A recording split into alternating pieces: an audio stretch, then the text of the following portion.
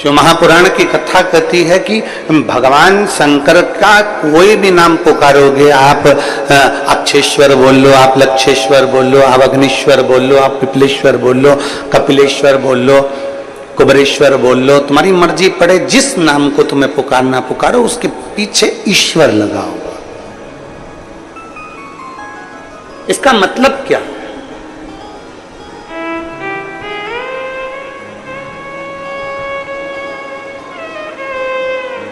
यहां शंकर नाम तो नहीं लिखा कि कपिल शंकर, अक्ष शंकर, अग्नेश शंकर, नहीं। यहां भगवान शिव के पृथ्वी पर मृत्यु लोक में जितने भी मंदिर होंगे उस पे जो नाम लिखा होगा आप उसे पढ़ेंगे कपिलेश्वर, अग्नेश्वर, अक्षेश्वर, तारकेश्वर, आप जितने भी पढ़ेंगे, महाकालेश्वर, ओंकारेश्वर, केदारेश्वर, भीमाशंकरेश्वर, जितने भी भीमेश्वर, जितने नाम आप पढ़ेंगे उसमें आपको ईश्वर शब्द मिलेगा ही। सोमेश्वर, त्र्यंबकेश्वर,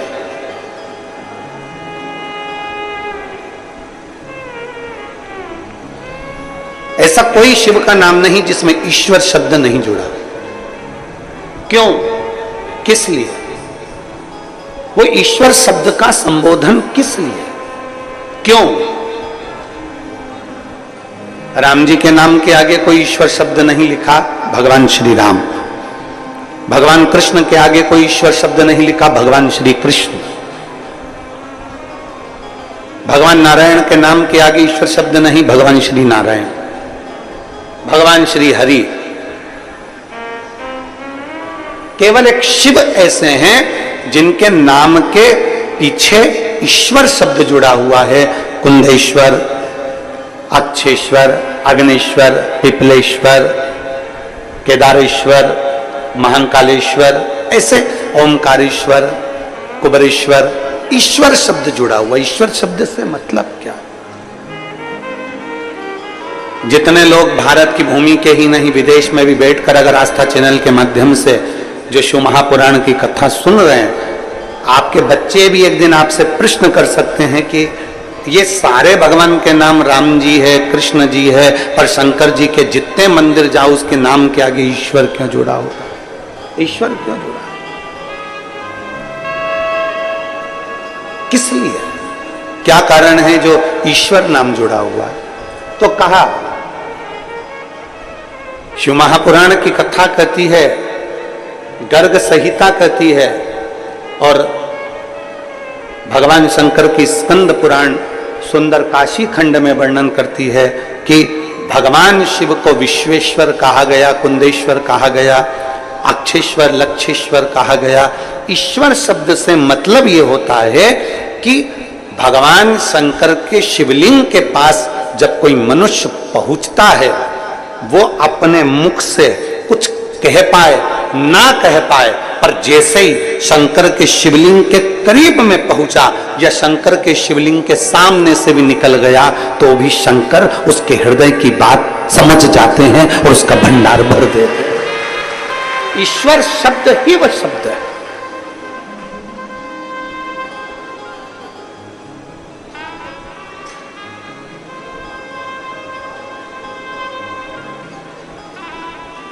हम जिन माता जी के यहाँ ठहरे हैं, बुजुर्ग हैं बहुत, और बहुत सेवा में लगी रहती हैं भगवान की, बहुत सेवा। और उनकी भक्ति के कारण उनके चेहरे का तेज भी बहुत, बुजुर्ग है वो।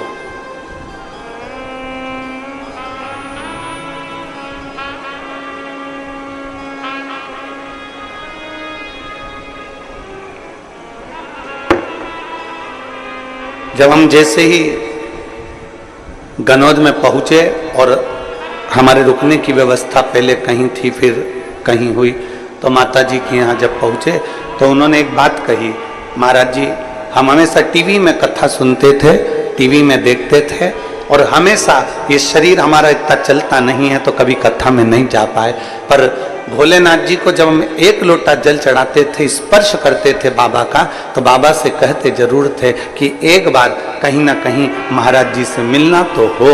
हमें नहीं मालूम था कि भोलेनाथ इतनी जल्दी कृपा कर देंगे और यहाँ आ जाए। आप जरा समझिएगा, जरा प्रसंग का स्मरण करिएगा। राम जी के नाम के आगे श्री राम भगवान लिखा, भगवान कृष्ण लिखा, भगवान श्री नारायण लिखा, भगवान श्री हरि लिखा, भगवान इंद्र लिखा।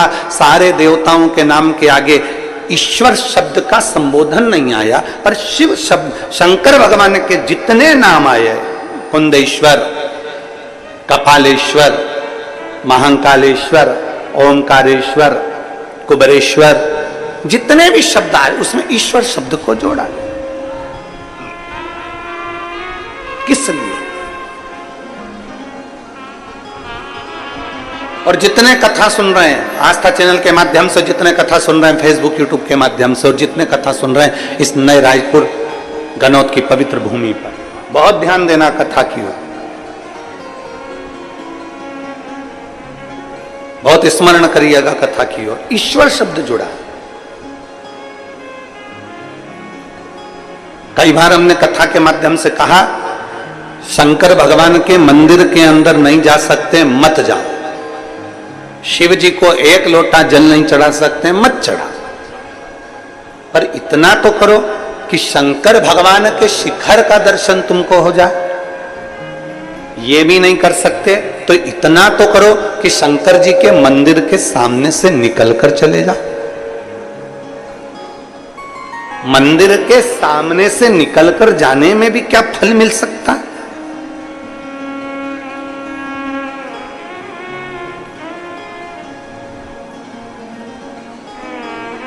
मंदिर के भगवान शंकर का शिवलिंग है, उसके सामने से निकलकर जाने में भी क्या फल मिल सकता है? क्या हमें फल की प्राप्ति हो सकती है? क्यों नहीं? चुंबक, उस चुंबक में एक तत्व होता है जो दूर से भी खींच लेता है। चुंबक दूर से भी अपने तत्व वालों को खींच लेती है, लोहे को खींच लेती है। चुंबक लकड़ी को नहीं खींचती, चुंबक कागज को नहीं खींचती, चुंबक कपड़े को नहीं खींचती, चुंबक प्लास्टिक को नहीं खींचती, वो अपने तत्व की चीज को चुंबक खींचती है।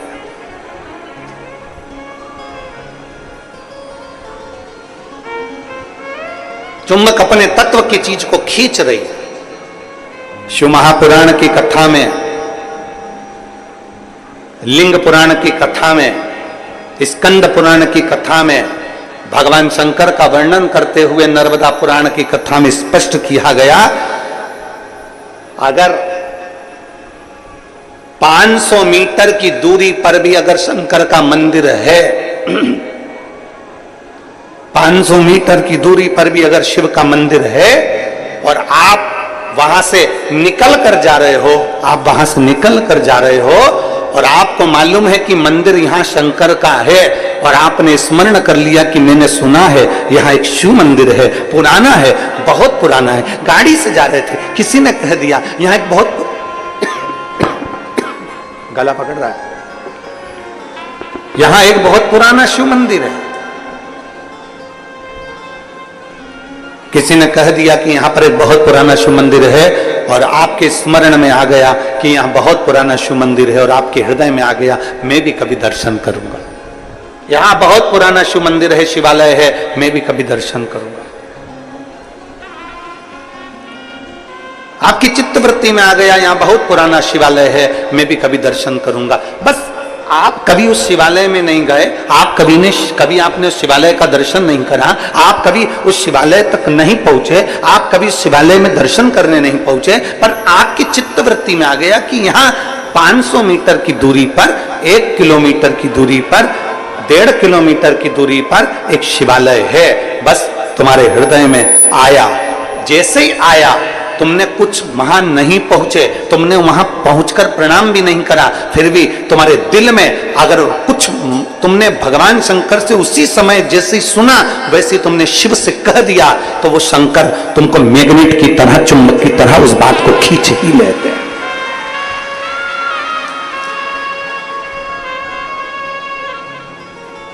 शिव तत्व की प्राप्ति है। अब किसी ने कहा गुरुजी ऐसा होता है क्या कि शंकर जी का मंदिर 1.5 किलोमीटर दूर है और हम यहां सोच रहे हैं और बाबा स्वीकार कर लेगा?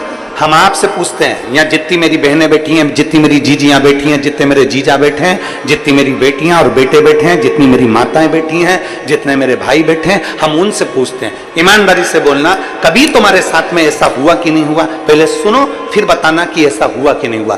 कभी तुमने सुना होगा, कभी तुमने विचार करा होगा, कोई चीज तुम घर में बैठे बैठे विचार कर ली, मुझे मेरी मौसी की याद आ रही है, या मुझे मेरे मामा की याद आ रही है, या मेरे पिताजी की याद आ रही है, या मेरी बहन की याद आ रही है, या मेरे भाई की याद आ रही है, या मेरे पास में मेरी मौसी की लड़की रहती थी उसकी याद आ रही है। जैसे ही तुमने याद किया, 1 दिन में, 2 दिन में, 24 घंटे में, 48 घंटे में, या 1 दिन के अंदर, या किसी ना किसी रूप में, या तो फोन उसका आ गया, या पत्र उसका आ गया, या उससे मिलना हो गया, या फिर उसका कोई खबर आ गई, ये हुआ होगा, आपके साथ में भी हुआ होगा। आपने याद किया और वो कहीं ना कहीं 1 दिन में, 5 दिन में, 7 दिन में, 4 दिन में, 3 दिन में उससे मिलना हो गया, या उसकी फोन पे बात हो गई, और मिलते से तुमने कहा भी मैंने 3 दिन पहले तुम्हें याद करा था, 3 दिन पहले ही मैं बात कर रही थी, 1 हफ्ते पहले मैंने तुम्हें याद किया था, 15 दिन पहले ही हमारी बात हो रही थी, हम सोच रहे थे, हम आपके लिए विचार कर रहे थे, जरा विचार करिए। बस तुमने सोचा और उस तक तरंग पहुंच गई, और तरंग पहुंची तो उसने भी कहा मुझे भी तुम्हारी बहुत याद आ रही थी, इसलिए मेरा मन करा कि मैं तुम्हें मिलने आ गूं। ये तरंग है। आप शिव को कहीं पर भी बैठकर भज लो, शिवलिंग जहां होगा वो आपको खींचकर आपकी कामना पूर्ण कर ही देगा, जहां होगा।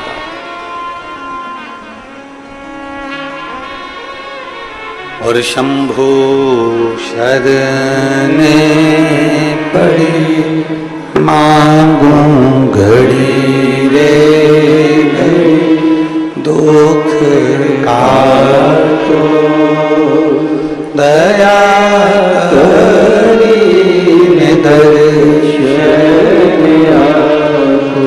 ओ शंभु शरणे पड़ी मांगू घड़ी रे दुख काटो दया करी दर्शन आपो।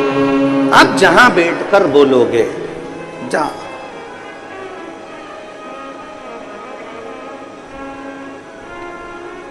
शंकर भगवान के मंदिर में नहीं जा सकते, जल नहीं चढ़ा सकते तो शिखर का दर्शन कर लो, शिखर का दर्शन नहीं कर सकते तो शंकर भगवान के मंदिर के सामने से निकल कर चले जाओ। शिव जी के मंदिर के सामने से निकल कर जाओगे, शिवलिंग में वो तेज होता है, शिवलिंग में वो ऊर्जा होती है। चलो एक बात आपसे पूछते हैं,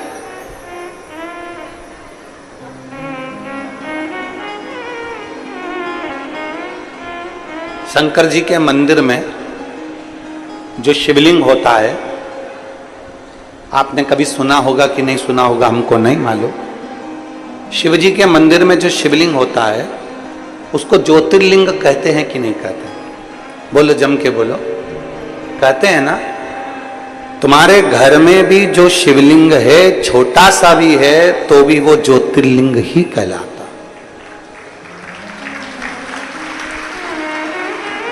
तुम्हारे घर के पास में जो शंकर जी का शिवलिंग है, मंदिर है, उसमें जो शिवलिंग है वो भी ज्योतिर्लिंग ही कहलाता है।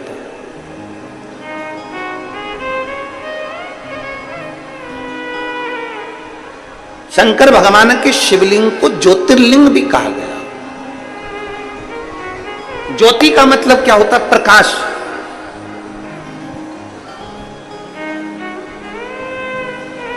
ज्योति का मतलब क्या होता है? ऊर्जा, प्रकाश। ज्योति का मतलब क्या होता है? अंधकार को मिटाकर उजाले की ओर लेकर जाना।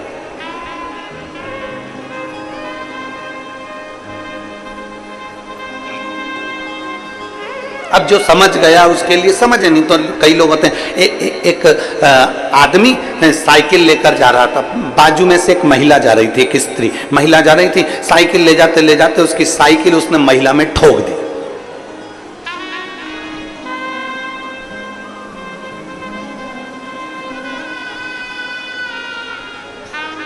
अब महिला को आ गई गुस्सा, उसको गुस्सा आया महिला को, और महिला ने कहा अकल नहीं है तेरे में, बेवकूफ है, लक्षण नहीं है तेरे में, पगला है, ब्रेक नहीं मार सकता था, तेरे में अकल नहीं है, ब्रेक नहीं मार सकता था। इतने में साइकिल वाला बोला पूरी साइकिल तो मार दी, अब ब्रेक क्या अलग से मारूं, ये साइकिल मारी तो। अब महिला मन में सोची कि पक्के बेवकूफ से ही पाला पड़ा। अब मैं इसको बोल रही हूं कि ब्रेक नहीं मार सकता था, तो क्या कह रहा है कि पूरी साइकिल ही तो मार दी, अब क्या ब्रेक अलग से मारूं। जो नहीं समझा उसके लिए यही अज्ञानता है। जो समझ गया, जिसके अंदर यह भाव प्रकट हो गया कि शंकर का शिवलिंग ज्योतिर्लिंग है, प्रकाश देने वाला, ज्योति देने वाला, ऊर्जा देने वाला, अंधकार मिटाने वाला। ऐसी जिंदगी के कितने अंधकार हैं, ऐसे आपके और हमारे जीवन के ना जाने कितने अंधकार हैं, जिसको मेरे देव अधिदेव महादेव ने मिटा दिया। जिंदगी के ना जाने कितने कितने अंधकार, कितने अंधकार।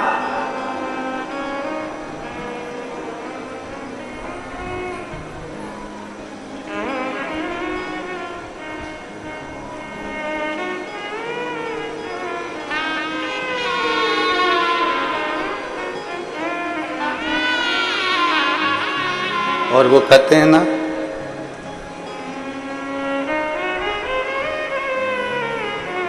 नाम महादेव का जो दिल से लिया करते हैं, नाम महादेव का जो दिल से लिया करते हैं, उन्हीं भक्तों को मेरे शिव प्यार किया करते हैं। नाम महादेव का जो दिल से लिया करते हैं, उन्हीं भक्तों को मेरे शिव प्यार किया करते हैं।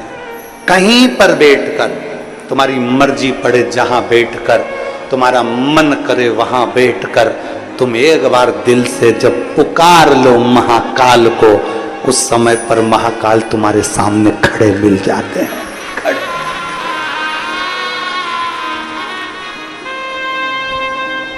शिवलिंग का मतलब है ऊर्जा देने वाला, शिवलिंग का मतलब है प्रकाश देने वाला, शिवलिंग का मतलब है ज्योतिर्लिंग, ज्योति देने वाला, पुंज देने वाला, उजाला देने वाला।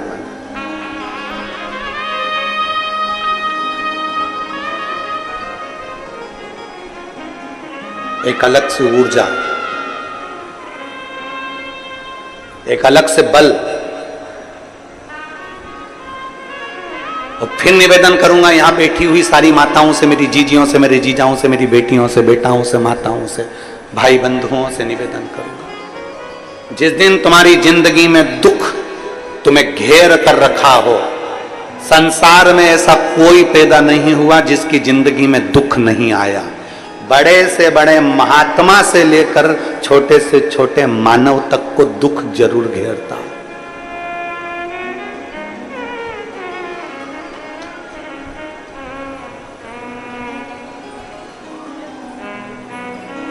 बड़े से बड़े एक्टर से लेकर छोटे से छोटे कंडक्टर तक को दुख जरूर घेरता है।